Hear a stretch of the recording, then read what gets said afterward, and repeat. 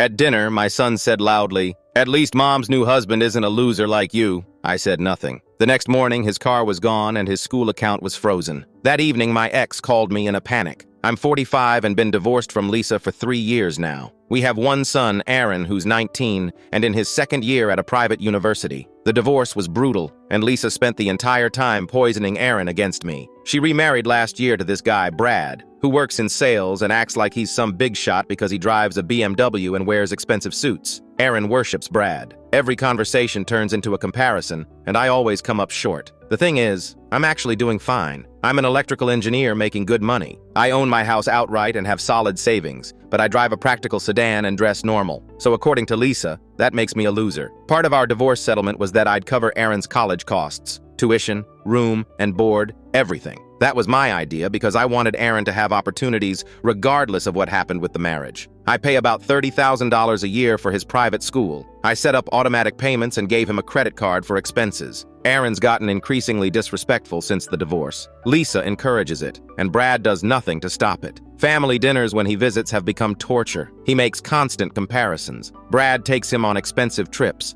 Brad buys him designer clothes. Meanwhile, I'm just the guy paying for his education and providing a boring, stable home. The car situation matters here. Aaron wanted a car for college, and Lisa demanded I buy one. The divorce agreement didn't mention a car, but Aaron kept pushing. I eventually bought him a decent used Honda, reliable and appropriate for a college student. Aaron was furious. He wanted something flashy like Brad's BMW. I explained a reliable car was more practical and he should be grateful. He accepted it but complained constantly. Last month, Aaron came for his regular weekend visit. I planned dinner at a nice restaurant hoping we could have quality time without drama. Started okay. We talked about classes and summer plans. Aaron seemed in a good mood. That lasted 30 minutes. He started going on about some vacation Lisa and Brad were planning. Expensive trip to Europe over spring break. I made the mistake of asking if Brad was paying or if it was coming from Aaron's college fund that I provide. Aaron got defensive, said it was none of my business how Brad spent his money, said Brad was generous unlike some people. Then he started listing every way Brad was supposedly better than me. Brad's more successful. Brad's more fun. Brad's more understanding. According to Aaron, Brad was everything a father should be. The final straw came when Aaron said it loud enough for other diners to hear. "At least Mom's new husband isn't a loser like you." He had this smug expression like he was proud of putting me in my place. I sat there for a moment just looking at him. Other people in the restaurant were staring. I felt humiliated and angry, but I didn't want to make a scene. I asked for the check, and we left in silence. The drive back was awkward. Aaron seemed to realize he'd crossed a line, but didn't apologize. I dropped him at his dorm and told him I'd see him in 2 weeks. He just shrugged and walked away. That night, I sat in my house thinking about what he said. I've been enabling his disrespect by continuing to provide financially while he treated me like garbage. Something had to change. The next morning, I made calls. First, I canceled Aaron's credit card at the bank. The representative asked if there was fraudulent activity, and I just said no. I was the account holder and wanted it closed. Done in 5 minutes. Then, I called the college bursar and requested a hold on his student account until I could review charges personally. I was the account holder and payer, so this was within my rights. The woman on the phone sounded confused but processed it anyway. Finally, I called the insurance company and removed Aaron's car from my policy. The agent asked if he'd sold the vehicle, and I said no, just removing him effective immediately. She warned me he wouldn't be covered, and I said I understood. Then, I drove to his dorm, used my spare key to retrieve the Honda from the student lot. It was parked in his usual spot, the one he'd complained about because it wasn't close enough to the building entrance. I got in, adjusted the seat back to where I liked it, and drove off campus. 20 minutes after leaving campus, my phone buzzed with a call from Aaron that cut off immediately. Then a voicemail notification. I pulled over and listened to it. It wasn't a regular voicemail. He'd pocket-dialed me and I could hear everything. "What if he never pays again?" Aaron's voice was shaking, like he was trying not to cry. Brad's voice came through ice cold. "Then you'll take loans like everyone else. I'm not your father." Aaron got desperate. "But you said you'd take care of me. You said I didn't have to worry." Brad laughed. Actually laughed. That was when he was still paying. "You think I'm gonna drop 30 grand a year on you? I've got my own kids to think about eventually." But Mom said, "Your mom says a lot of things. Look, kid, you're on your own here. Maybe you shouldn't have called your real dad a loser in public if you wanted to keep the gravy train rolling." There was silence. Then Aaron said something I couldn't make out. Brad's response was clear, though. "Figure it out. I'm not your backup plan." The voicemail cut off. My phone rang again. Aaron calling back on purpose this time. I stared at the screen, let it ring. Once, twice, 3 times. Then it went to voicemail. He called again immediately. I declined it. A text came through. "Dad, please pick up." Then another. "I'm sorry about what I said." Then, "Can we please talk?" I turned my phone off and went to bed. The next 2 days were like that. My phone would light up constantly. Calls, texts, voice emails piling up. I'd check them once in the morning, once at night, but I didn't respond. Most were from Aaron, frantic and increasingly desperate. A few were from Lisa, starting angry and ending with threats. One text from Aaron at 2 a.m. said, "I have a test tomorrow and no way to get there, please." Another at noon. "I had to skip class, I can't afford an Uber every day." Lisa's texts were different. "You're being childish. Answer your damn phone. This is abuse, you know that, right?" I didn't respond to any of them.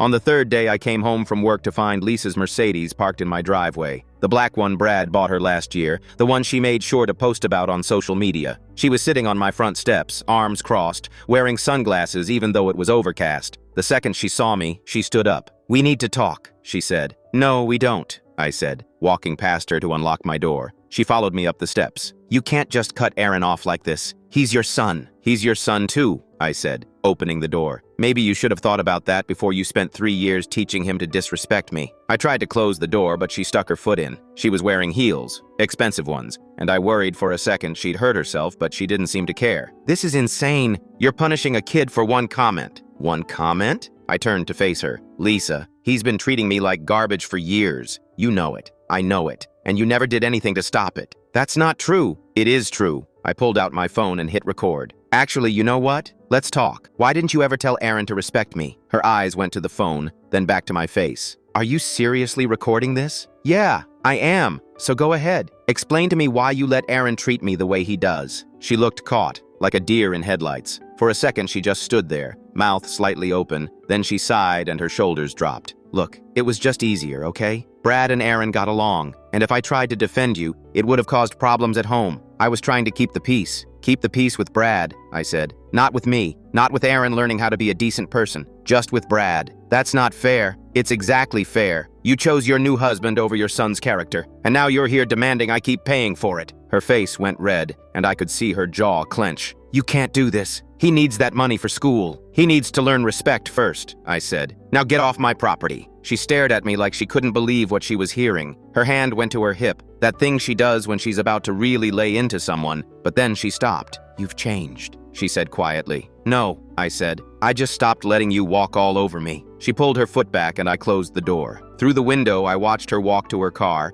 get in, and sit there for almost 5 minutes before driving away. I saved the recording to 3 different places. The next day at work, I was eating lunch in my car when someone knocked on the window. I looked up, and there was Aaron, standing in the parking lot in wrinkled clothes and a backpack slung over one shoulder. I rolled down the window halfway. "How did you find me here?" "I took an Uber," he said. He looked terrible, unshaven, eyes red and puffy, hair sticking up like he'd just woken up. "Dad, please, I need the car back. I need my account unfrozen." I can't do this." "Aaron, I'm at work." "I know, but you won't answer my calls and I didn't know what else to do." His voice was shaking and he kept shifting his weight from foot to foot. "Please, I'm sorry. I shouldn't have said that. I was being a jerk. Just please give me another chance." A couple of my co-workers were walking by, slowing down to watch. I recognized Steve from accounting and Jennifer from the office next to mine. Great. I reached into my glove box and pulled out the bus schedules I'd printed that morning. I'd actually looked them up the night before, found the routes that connected his dorm to campus and the grocery store and the library. I handed them through the window. "What is this?" Aaron asked, taking the papers. "Bus routes from your dorm to campus. They run every 20 minutes during the week, every hour on weekends." He stared at the papers, then at me. His mouth opened and closed. "Are you serious right now?" "Very serious. This is what consequence looks like, Aaron. You don't get to call your father a loser in public and then keep the car he bought you." I said I was sorry, and I heard you. But sorry doesn't undo 3 years of disrespect. Sorry doesn't undo you choosing Brad over me every single time. Sorry is just a word you're saying because you want your stuff back. That's not true. It is true, and you know it. His face twisted up, and for a second I thought he might actually break down right there, but instead he just screamed, "You're ruining my life!" His voice echoed across the parking lot. More people stopped to look. Then he threw the bus schedules at my car and stormed off across the parking lot toward the street. I watched him go, hands shaking on the steering wheel. My heart was pounding, and I felt sick to my stomach, but I didn't call him back. My boss walked by a few minutes later as I was getting out of the car. "Bill, nice guy. Been with the company 20 years. Everything okay, Dave?" he asked. glancing in the direction Aaron had gone. "Yeah," I said. "Just some family stuff." He nodded slowly. "If you need to take some time, just let me know." "I'm good, thanks." But I could tell he'd seen the whole thing. Probably everyone had. That night around 11 p.m., I was watching TV when my email notification went off. Message from Aaron. The subject line was, "I'm really sorry." I almost deleted it without reading, honestly. My finger was hovering over the trash icon, but something made me open it. It was long, really long. Had to be at least 1,000 words, maybe more. He went through specific memories from when he was a kid. The camping trip to Yellowstone when he was 8 and we saw that bear from the car. The time I taught him to ride a bike in the driveway and he crashed into Mom's flower bed and we both laughed so hard we couldn't breathe. How I used to help him with his science projects, staying up late to build the volcano or the solar system model or whatever it was that year. He said he'd been an idiot, that Brad had been a terrible influence, always talking about money and status and what car you drive, like that's what makes a person valuable. He said he'd gotten caught up in the lifestyle, the trips, the fancy dinners, the expensive clothes, and forgot what actually mattered. He said Lisa had been pushing him to see me as less than for years, making little comments about my job or my house or my car, and he'd just gone along with it because it was easier than standing up to her. He said he understood now that I was the one who'd always been there, always paid for everything, always showed up to his games when he played soccer, even the away ones 2 hours away, always cared about his grades and his future and his happiness. He said he wanted to meet for breakfast to prove he'd changed, face to face. No phones, no distractions, just us. I read it 3 times. Part of me wanted to believe it. Part of me thought maybe the wake-up call really was working. Maybe he really did get it now. I wrote back, "Saturday morning, 9 a.m., the diner on 5th. His reply came in seconds. "I'll be there. Thank you. I mean it. Thank you." Saturday morning,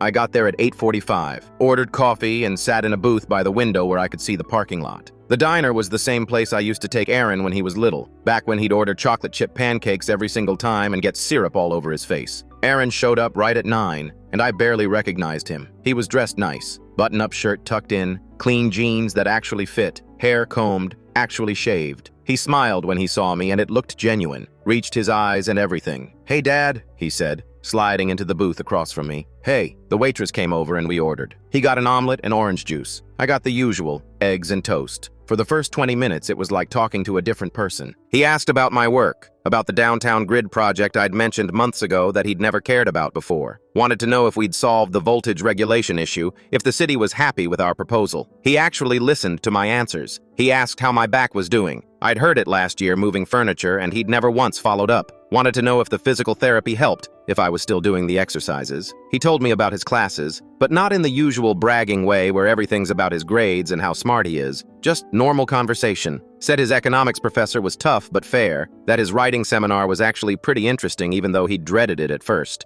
Then he put his fork down and looked at me directly. "I've been thinking a lot about what you said, about respect, and you're right. I've been taking you for granted." "Yeah, you have," I said. "I know, and I'm sorry, really sorry. Not just because I want the car back, but because I genuinely didn't realize how much I was hurting you." He looked down at his plate, moved some eggs around with his fork. "Brad's been a terrible influence. He's always talking about image and status and all this shallow stuff, and I got caught up in it, but that's not real. You've been the real one all along. You paid for everything. You showed up. You never bailed on me. And I acted like that didn't matter." I felt something loosen in my chest, like a knot I'd been carrying for months was finally starting to untie. "I appreciate you saying that," I said. "I mean it." He met my eyes again. "I want to do better. I want to fix this. I know I can't undo the last 3 years, but I can try to make the next 3 years different, better." We talked for another hour. He told me about this girl in his philosophy class he thought was cute, but was too nervous to talk to. Asked my advice. Actually wanted to hear it. We talked about his summer plans. He was thinking about looking for an internship instead of just hanging around Lisa's house like last year. By the end of it, I actually felt hopeful for the first time since the divorce, like maybe we could get back to something that resembled a normal father-son relationship. I told him if he kept this attitude up, if he really showed me consistent respect and effort, I'd consider giving him the car back in a few weeks. Maybe unfreezing the account too, on a trial basis. We'd take it slow, see how things went. He nodded, said that was fair, said he understood he needed to earn back my trust. We split the check. He insisted on paying his half even though I knew he was tight on money. That felt like a good sign. He hugged me when we left. A real hug, not the stiff one-armed thing he'd been giving me for years. Held on for a few seconds, patted my back. "Thanks for giving me another chance," he said. "Don't make me regret it," I said, but I was smiling. I drove home feeling lighter than I had in months, maybe years. put on some music, rolled the windows down even though it was a little cold, felt like things might actually work out. Then Monday afternoon, my neighbor Jim knocked on my door. Jim's this retired guy who lives 3 houses down, walks his dog past my place twice a day. We're not close friends, but we're friendly. Wave when we see each other. Sometimes chat about the weather or the neighborhood association. "Hey Dave, can I ask you something?" he said when I opened the door. "Sure, what's up?" "Was that Aaron's car at Lisa's place Friday night?" I froze. My hand was still on the doorknob. "What?" "Yeah, I was driving by around 8 p.m. and saw that Honda parked in her driveway. Just thought it was weird since you mentioned a few weeks ago you'd taken it back." My stomach dropped. "You sure it was Friday?" "Positive. I was heading to my brother's place for poker night, same as every Friday. Definitely saw it there." I thanked him and closed the door slowly. Pulled out my phone and checked my email. Aaron sent that long apology email Friday at 9:47 p.m., which meant he'd been at Lisa's house when he wrote it, or just left. I stood in my living room for a minute, just thinking. Then I grabbed my keys. I drove to Lisa's neighborhood, didn't go to the house, just parked down the street behind a delivery truck where I could see the driveway but wouldn't be obvious. And there it was, the Honda, parked right next to Brad's BMW like it belonged there. I sat there for maybe 20 minutes, radio off, just watching. Then the front window lit up, and I could see inside. Lisa was setting the table in the dining room. Brad was sitting on the couch watching TV, and Aaron walked into frame carrying a bowl of something, laughing at something someone said. They were having dinner together, like a family. I took a photo with my phone, made sure the timestamp was clear, and drove home. I didn't call, didn't text, didn't give him a chance to prepare an excuse. I just sent Aaron a screenshot of his car parked at Lisa's house with the timestamp from Friday night, 9:14 p.m., half an hour before he sent the apology email. My phone rang within 30 seconds. "Dad, I can explain. Go ahead. I was just dropping something off for Mom, some boxes from her storage unit. I wasn't there long, I swear, I just..." In the background, clear as day, I heard Lisa's voice. "Tell him you were helping me with yard work." Aaron paused mid-sentence, just stopped talking. "I was helping her with..." I hung up, went to my contacts, found Aaron's name, blocked the number, then Lisa's. Then I poured myself a bourbon and sat on my back porch. My phone rang again 5 minutes later from a number I didn't recognize. I let it go to voicemail. It was Lisa, and she was screaming. "You're being paranoid. You're being vindictive. Aaron really does want to fix things, and you're making it impossible. You're ruining everything because you can't let go of your ego." I deleted the voicemail and turned my phone on silent. 2 days later, someone knocked on my door around 7 p.m. I looked through the peephole and saw Brad standing there in one of his expensive suits, navy blue with a tie that probably cost more than my grocery budget for a month. I opened the door but didn't invite him in. "Hey, Dave," he said, all friendly like we were buddies. Big smile showing all his teeth. "Can we talk for a minute?"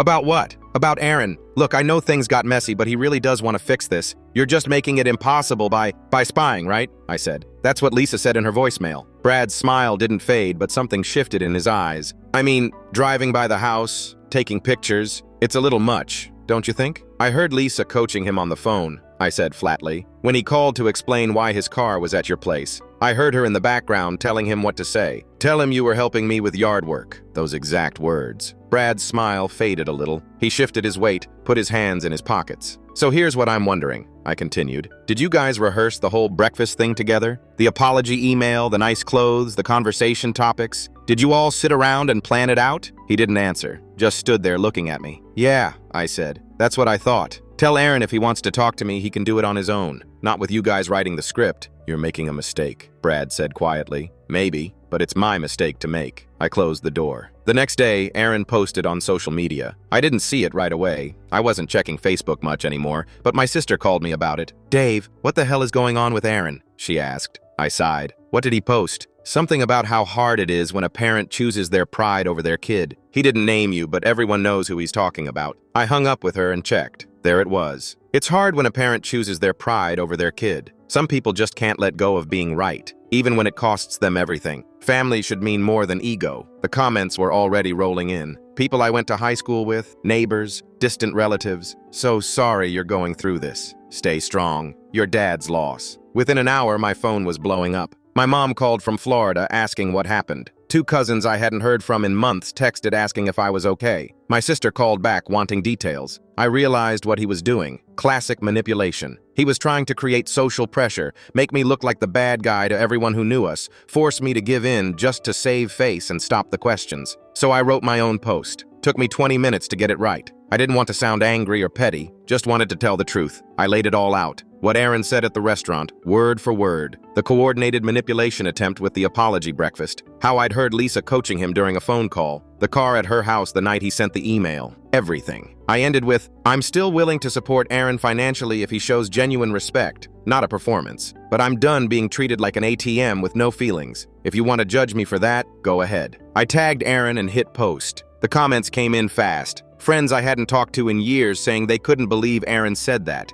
they'd be furious too. A few people I worked with saying they respected me for standing my ground. My sister called and said, "Holy crap, Dave, I had no idea it was that bad." Aaron's post disappeared within an hour, just gone, like it never existed. Then my phone rang from a number I didn't recognize. Against my better judgment, I answered. "What the hell is wrong with you?" Aaron screamed. Not sad, not apologetic, pure rage. "You just humiliated me in front of everyone I know. My friends, my classmates, people from high school, everyone saw that. You tried to humiliate me first," I said calmly. "I was venting. That's what people do on social media. You put my actual words out there. You told everyone about the breakfast. You made me look like a liar and a manipulator. You are a liar and a manipulator. And now everyone's asking me about it. Professor Chen saw it. My roommate's parents saw it. Do you have any idea what you just did?" "Yeah, I told the truth. You just made everything worse. You just nuked any chance we had of fixing this." "No," I said. "I just made it public. You're the one who tried to manipulate me, tried to turn our family against me. I just responded with facts." He hung up on me.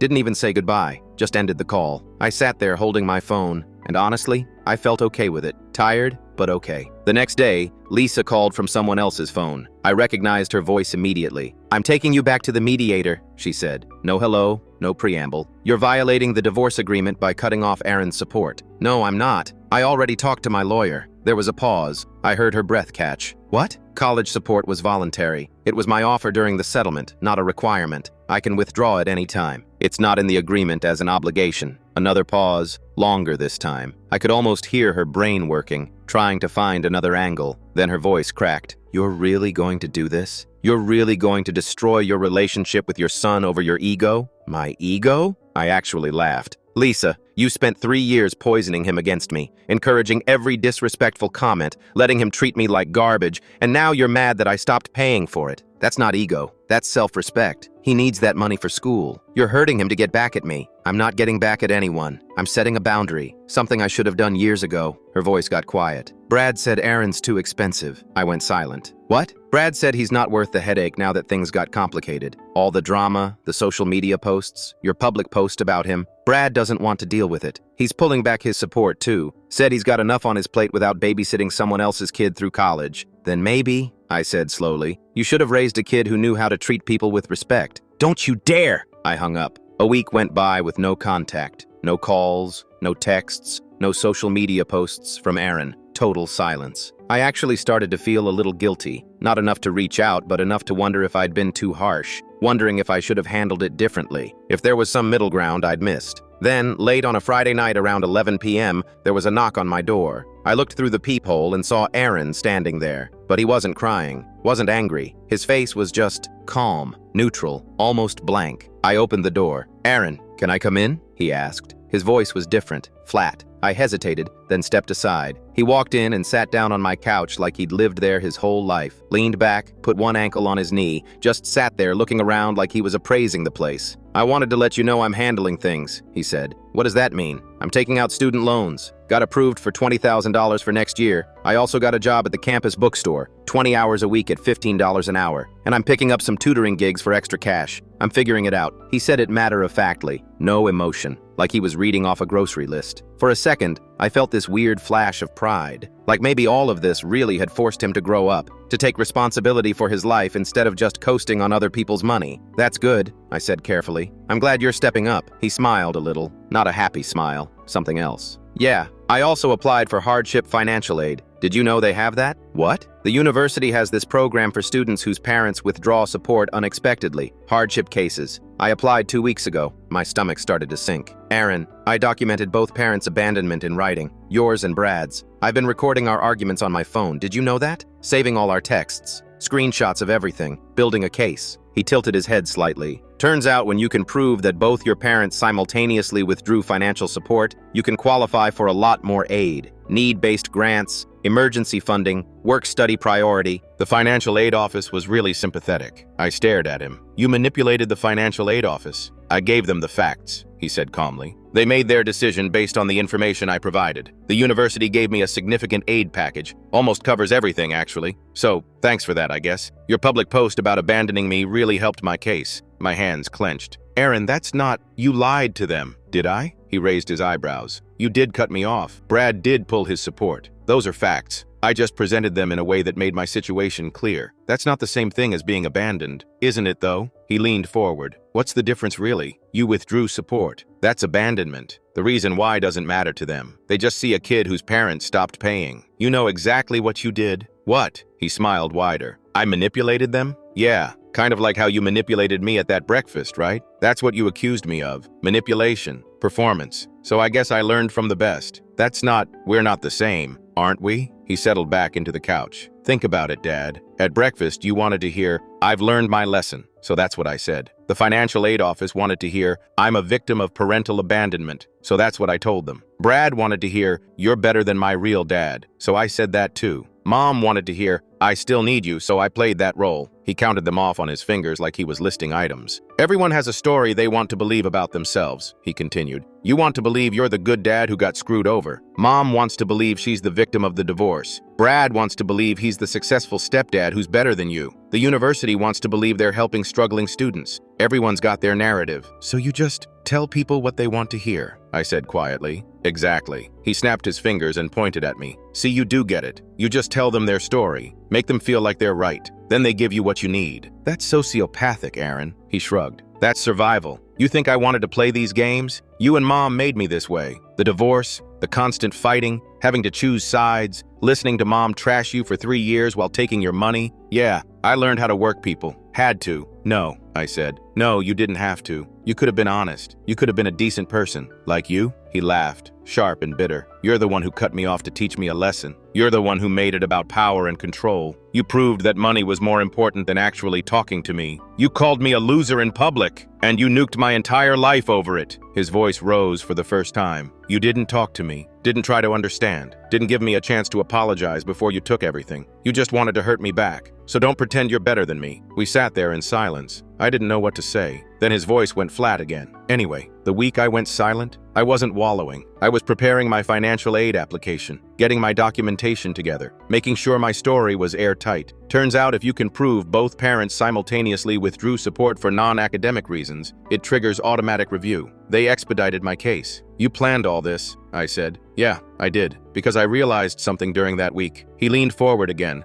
elbows on his knees. I realized I can't rely on anyone. Not you, not Mom, not Brad. Everyone's just looking out for themselves, so I need to do the same. That's not true. It is true. You cut me off the second I hurt your feelings. Brad bailed the second things got complicated. Mom's only helping me because it makes her look good. Nobody actually cares about me. They care about their version of me, the version that makes them feel like a good person. I felt sick. Aaron, that's not… I do care about you. No, you don't. He said it without emotion. You care about the idea of being a good father. You care about looking like the victim in the divorce. You care about feeling morally superior, but you don't actually care about me as a person. That's not fair, isn't it? He tilted his head. When was the last time you asked about my life without it turning into a lecture? When was the last time you were interested in what I actually think or feel? You want me to be grateful, respectful, whatever, but you don't actually want to know me. I tried to know you. You're the one who pushed me away, because you were boring. He said it like it was obvious. You wanted to talk about electrical grids and home repair and all this stuff I don't care about. Brad took me to basketball games and nice restaurants and actually made me feel cool. Yeah, he's shallow, but at least he was fun. So I'm boring and Brad's fun. Great. Real mature. I'm just being honest. He shrugged. You asked why I chose him. That's why. He made me feel like I mattered. You made me feel like I was supposed to be grateful for existing. I didn't have an answer for that. Anyway, Aaron said, standing up, I'm not here to fight. I just wanted to let you know you don't have to worry about me anymore. I've got it handled. I don't need you. I don't need Brad. I don't need Mom. I'm taking care of myself. He walked toward the door, then stopped and turned back. Oh, and for the record, he looked at me directly. That thing I said at the restaurant, about you being a loser, that was actually the most honest I've ever been with you. I felt like I'd been punched in the stomach. I do think you're a loser, he continued. You paid for everything, gave me everything I asked for, and let me treat you like garbage. That's pathetic. But you know what? I'm a loser too, because I treated you like garbage while taking your money. I used you. I used Brad. I used Mom. I'm using the financial aid office right now. He smiled, and it was the coldest smile I'd ever seen. We're all just users, he said. The difference is I'm the only one honest about it. You guys all pretend you're good people, like you have principles and morals. But really, you're just playing the same game I am. You're just not as good at it. He opened the door. So yeah, thanks for the life lessons, Dad. You taught me the most important one. Everyone's out for themselves. Might as well admit it and stop pretending otherwise. Aaron, oh, and for the record, he paused in the doorway. Brad's worse than you. At least you actually believed in being a parent, even if you sucked at it. He just wanted to look good for Mom. So if it makes you feel any better, you're like the second worst father figure in my life. He smiled again, actually smiled, like he'd just told a good joke, and walked out into the night. I stood there in my living room, staring at the door he'd just closed, and realized I didn't recognize my own son at all.